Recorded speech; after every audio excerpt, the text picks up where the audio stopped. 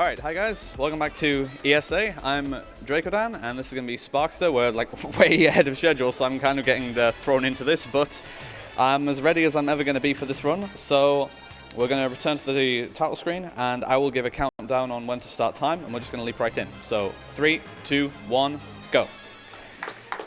Thank you guys. So if you've ever seen Rocket Knight Adventures on the Genesis, this is pretty much a sequel game to that, like sequel slash spin-off. If you've not seen it before, the main mode of movement in this game is the rocket boost, which you're already seeing.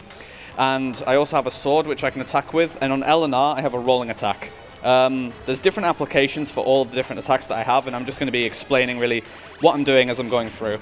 So we get a first little mini-boss fight here, where I'm just trying to, land hits quickly, stay inside his hitbox. And I was using different types of attacks there, so I'm going to explain a little bit about when I'm using specific attacks. So the rocket boost is the highest damage value you can get in a single hit, so if possible I want to hit things with the rocket boost, but it has quite a large charge time, so I can't exploit it as much as I'd like to. So in a practical sense, what I'm going to be attacking with most of the time is the rolling attack.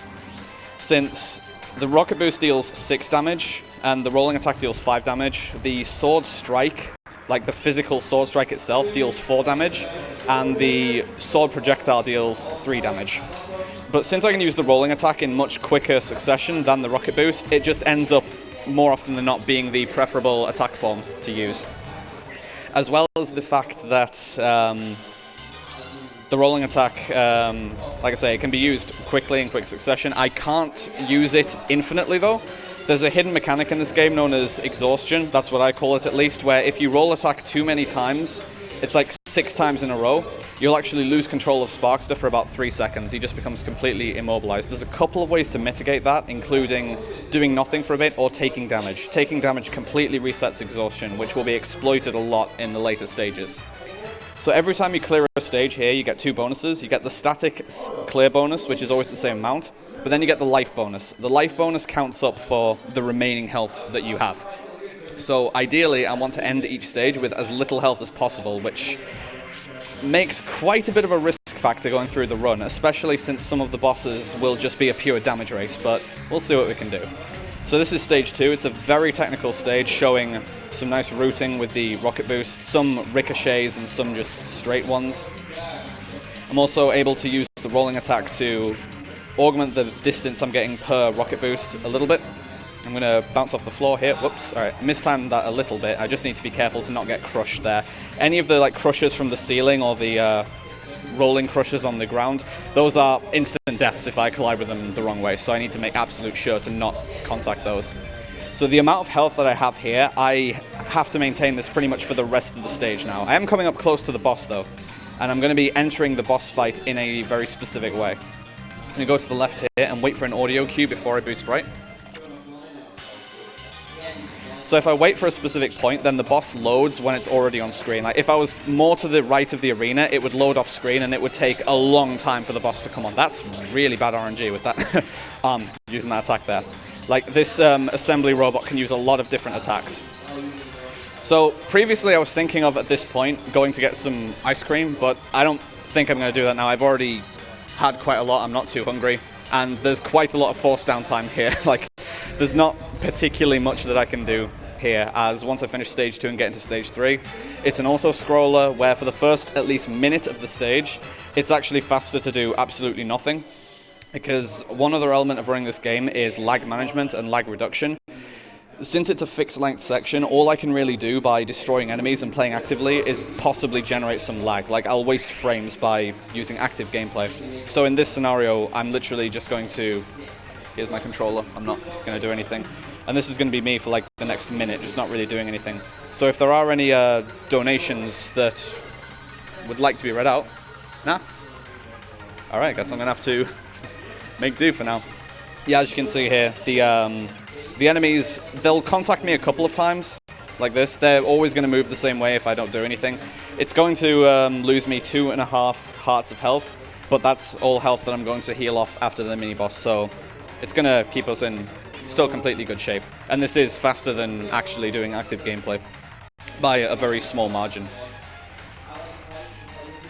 There's 2 specific routes that I can use throughout this stage once I get dropped off by this mech, which is going really fast. I can either go down or I can go to the right. I'm going to go to the right. It just creates a shorter route through the stage. I'm going to come over the peak of the mountain here, and this is when you need to like get ready to actually start actively playing again.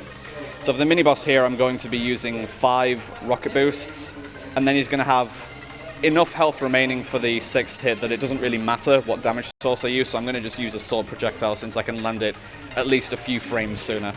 So 5 of these first.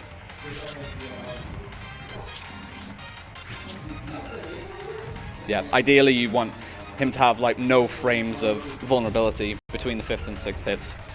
For some reason, it's very slightly faster to end this segment in the center of the screen rather than be on the right-hand side of the screen. If I'm on the right side here when I get dropped off, I get bounced up slightly rather than straight down. I have no idea why that happens, and it's something that the TAS actually does not optimize, so I saved a slight amount of time over the TAS there. Now I'm just waiting to get dropped off and boost directly down to the next one each time. And this a little bit of a specific route I'm using here. There's a bit of a swag strat I could try and do here by keeping airborne, using the rolling attack to be over the exposed bridge here, but if an input drop happens due to a lag frame, like that can legitimately kill me, so I'm absolutely not doing that since it doesn't save time and it could just risk a hefty time loss if something goes wrong. So these guys come on random sides of the screens. I'm just trying to take care of them as soon as possible. Again, you want to take care of these guys as soon as possible to reduce lag. So here comes the boss, and this is going to be the first instance of really abusing the rolling attack.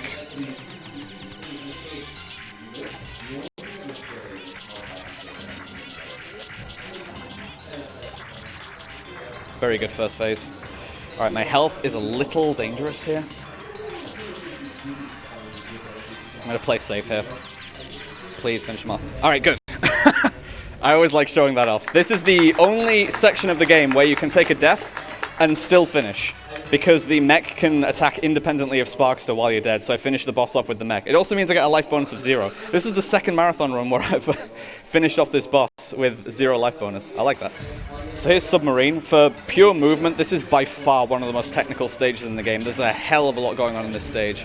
One of the first spots we come up to is this laser corridor. It's one of the potentially laggiest sections of the game. I just want to destroy these doors as quickly as possible. They have 16 HP, so 1 rocket boost and 2 rolling attacks is ideal. Something that you really want to avoid on those doors is accidentally dealing contact damage. Like, it's pretty common in video games that when you touch an enemy, you take damage. That happens in this game as well, but you also damage the enemies. But contact damage only deals 1 damage to them, and it does give them their own iframe, so you really want to avoid that as much as possible. That can potentially screw you over in boss fights as well, since you can't really tell if you're dealing contact damage or a different form of damage. So here's a corridor of hazards. There's a wall of water chasing me, and if it catches up at any point and locks me in a room, I die, but we go fast and we never even see the water. It's fine. It's pretty challenging for people to get used to that while learning the game, but once you know this game properly, that's like not even a concern.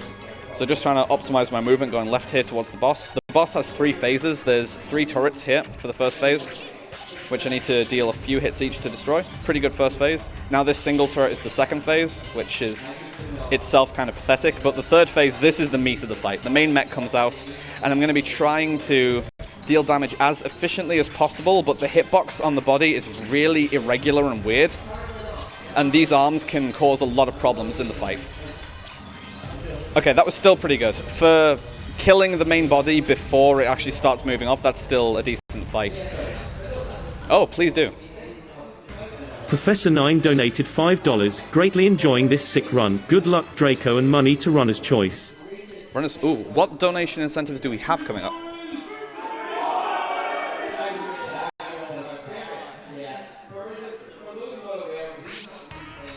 Let me know what my choices are during stage 7. This is stage 5, so once I get to stage 7, there's a lot more downtime there, so just give me a heads up what I can choose from at that point.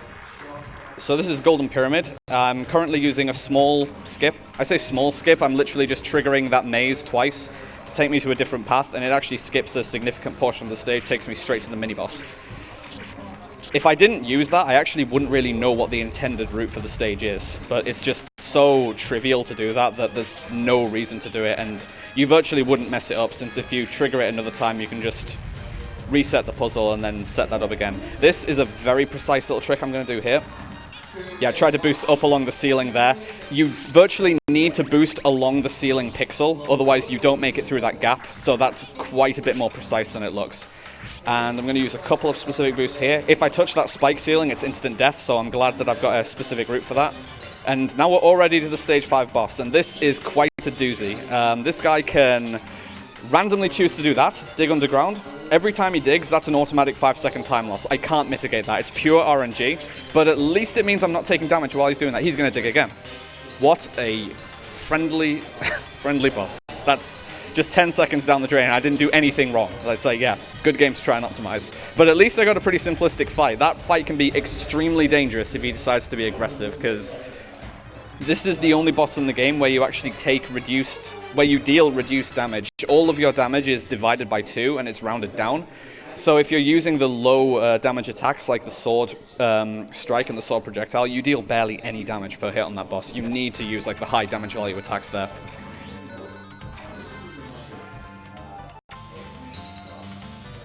Just play a bit of music on the piano there to the stage music. Okay, mini boss down. Just using a specific damage route there to try and fit a rocket boost in somewhere so I can do that in one fewer attacks. Now this is a really precise platforming section. I've got a specific route that I'm trying to follow here. Alright, I messed the end up, but it was still largely clean. Now as I come out of this pipe here, there's a very short frame window that I can hit for a good jump. Got it? So you need to like jump as soon as you contact the pole there and as you're being swung forward, otherwise you jump backwards instead. That's a lot more precise than it looks. I don't know what the frame window is, but it's not very wide for that. If you fall into the tubes here, you get transported back, but there's a very consistent setup by standing on a specific symbol there. That's no problem. Collect some health pickups. I really want to enter the stage 6 boss with full health. It's very important that I have full health for this boss because it's the highest damage value boss in the game. Like, he hits the hardest of any enemy in the game. So I'm going to make sure I take some safety health here when I'm about to reach him. Like, you wouldn't think that half a heart makes a difference. It could make all the difference in this fight. It's going to be Axel Gear, the Black Knight. Like, Sparkster is the Rocket Knight, Axel's the Black Knight. And I'm going to try to manipulate him into the corner. Try and keep him in the corner, but he'll honestly just do whatever he wants. Okay, good start. And again, exploiting the rolling attack to deal high damage. Yep, this is going to be fine. There we go. That was actually a very good fight. There's a few different attacks that he can use. If he decides to use his own rocket boost attack, that deals a full 2 hearts every time it hits. And one thing that I haven't mentioned so far is that every time you perform a rocket boost, it removes your current iframes. So if you have iframes and then you use a rocket boost, you can just take another hit as soon as you exit the rocket boost. So if you reflexively release it and accidentally take 2 hits, that's over half your health bar gone immediately. Alright, so Stage 7 is another long auto-scroller. There's nothing to say about the stage itself, but the boss is the hardest part of the run, bar none. This has actively prevented people from playing the game casually and picking up the game as a speedrun. It's a robot mech duel in space, again, against Axel Gear, and I'm just going to give a brief overview of saying it's very hard because he often just kills you very quickly, and I had to really do some digging around in RAM Viewer to figure out what's going on, but the long and short of it is that you can punch using left and right, and it's a base damage of 12 per punch. If you spam the same direction over and over, it reduces the damage you do. But if you use a 1-2 punch, say if I miss a left punch and then immediately connect with a right directly after, it deals increased damage up to a maximum of 20. And I'm going to be exploiting that as much as possible when I reach the boss. You're going to see me intentionally miss my lefts and then connect with rights. And I'm going to try to get the fight over as quickly as possible because there's a couple of different phases depending on his remaining health. The first phase is very dangerous since he can randomly do whatever he wants, which can include him using a berserk rush where he just uses his own lefts and rights in quick succession. And since he's very accurate at landing those, it's almost like TAS accuracy, you can die very quickly to there. He'll also do that on his own in phase 3 when he's at critical HP, but the idea is that I'm going to get him down to very low HP and still have a lot of health left before it reaches that point, so that I can just reliably damage race him. So if there's any news on which donation incentives we have coming up, I will definitely choose something to put donations towards.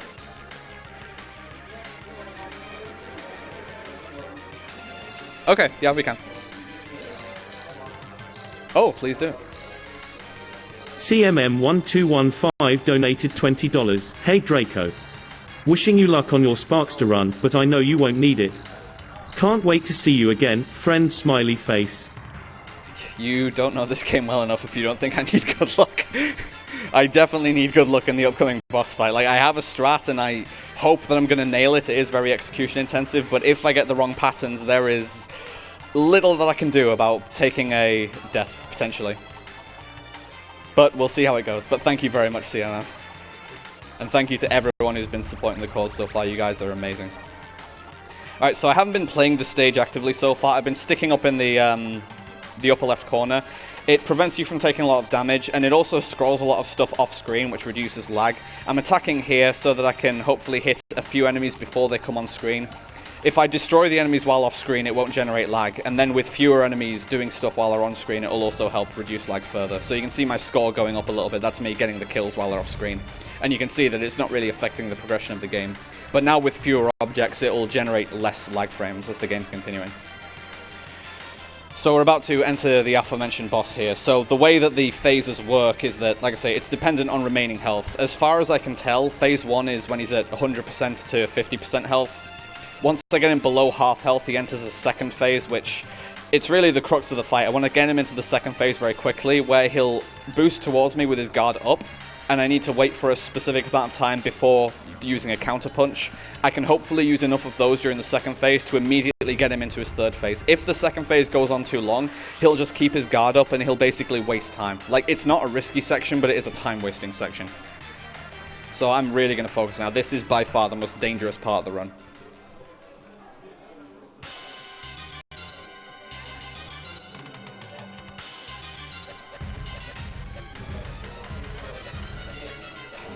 Missed a punch there. Hopefully that's not going to ruin things.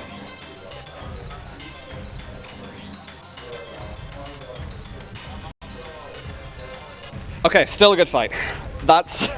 I'm really grateful that that went as well as it did. I didn't even take much damage, which is like, well, you could have at least hit me a few more times so I get a shorter life bonus, dude. Come on, help me out here. But then you don't want to take too much damage because then it becomes incredibly risky. Like, if you're in a situation where you're both on very low health, you need to land that last punch. If you whiff that, then you're just taking a death. And dying on that boss costs like a minute. Because it sends you back into... oh, wow. Okay, I kind of forgot what I need to do there. That's fine. That's only a few seconds into the stage. I need to make sure I'm holding hard down here so that the missile doesn't crush me. Nice 3D rendering on the missiles, though, so at least they look pretty. Damn it. All right, I'm going to pay attention here. This is a fundamentally simple section, but... like I say, if you try and input on a lag frame, then the jump's not going to come out, and I am trying to meet tight cycles here. So for the next one, I'm not going to move to the right once I land on the floor. I need to stay to the left here because the next section is... You can see if I was much further there, I could possibly have contacted the enemy, and that can potentially kill you immediately if you get the wrong collision on the missile. Man, this run was so good before I took 2 deaths, but at least they were really minor deaths. And that's the easy part of the stage as well. Like, you wouldn't really expect to die on that part of the stage. So first mini-boss down. So there's only really a couple of corridors and a couple of bosses left of the run, but the boss fights are both really dangerous. The core fight coming up is easily a big barrier to people wanting to learn the game. There's going to be 4 crystals, which I need to deal a fair amount of damage to each. Here, I'm going to start by rocket boosting each of them once. And then these yellow rings come down. Ideally, for the rest of the fight, I would like to damage boost on the yellow rings if I have the choice, but I don't really have full control over it because they deal less damage than the blue crystals. Okay, I actually got exhausted there, but then I took damage at a good time to reset the exhaustion, so that's kind of favorable. Come on. I'm needing to wait for that to come around. I can't hit them while they're in the background, which kind of sucks, because that's going to be 1 hit away. So if I'd just connected that last hit before it went into the background, that would have been a little faster, but at least I did it deathless. That is a very, very dangerous fight. Thank you. Alright, taking my health. Now this is the health I have for the rest of the run. Again, it's a few more corridors and the final boss fight. And the final boss only deals damage in full heart increments. So if I take half a heart of damage here, it actually doesn't give me less health for the final fight. But I was doing some testing pretty much in the last hour, and I stumbled across a potential new strat for this final boss fight, which could potentially save a bit of time. So I'm going to give it a go, and if it doesn't go well, I'm just going to play safer. Assuming it goes well, time is when the final boss explodes. I'm just going to call out because, yeah, this comes up really quickly. That's a bad start. Okay, never mind. I'm just going to play safer. That's a really bad start. This guy is very, very RNG heavy. Oh boy, this RNG is bad. Okay, now I'm getting a bit of a better pattern. I say that. Time. Alright, I somehow still got away with a sub 20 with a couple of deaths. That's actually still really good. Like, a sub 20 for this game is very, very respectable. I'm certainly not going to say no to that. So, yeah. The fact that I only took a couple of silly little deaths at the start of Stage 8, that's not too bad at all. So, thank you guys very much for supporting. Everyone who's been donating. Thanks everyone offering support in the crowd. Everyone involved with running ESA, thank you guys so much.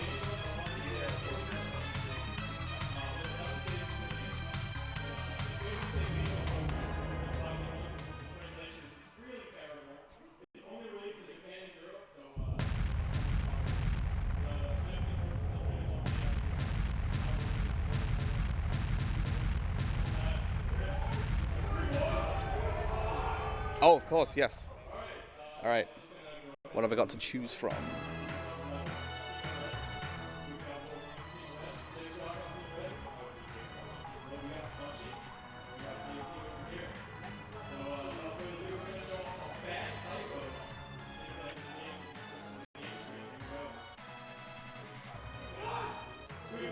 Okay.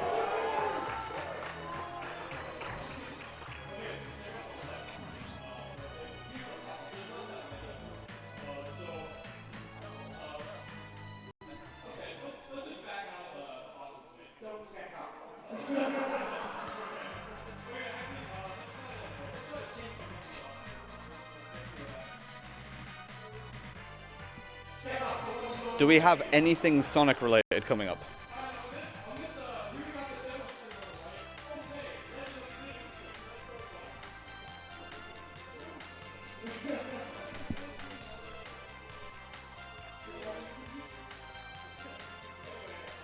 If we've got F-Zero, I'll put money towards that, absolutely.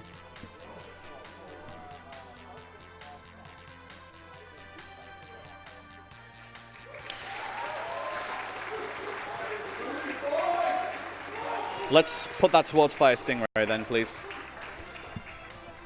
Okay, thank you very much. Yep, thank you guys.